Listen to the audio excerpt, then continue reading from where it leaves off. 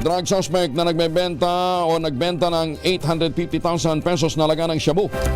Arestado sa Baguio.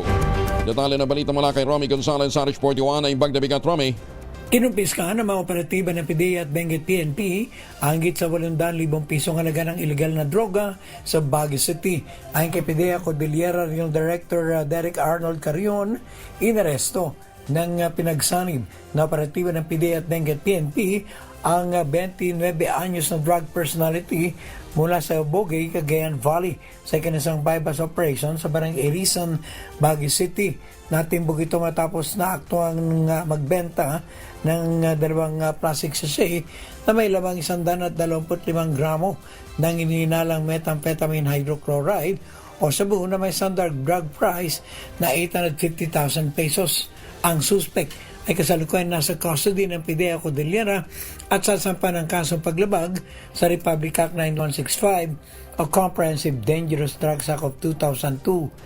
Binigyan naman ng komentasyon ni Director Carrion ang Philippine Air Force Tactical Operations Wing Northern Luzon para sa kanilang tulong para sa pagiging matagumpay ng naturang anti-drug operation. Ito si RH41 Romy Gonzalez para sa DZRH. Una sa Pilipinas, una sa Pilipino.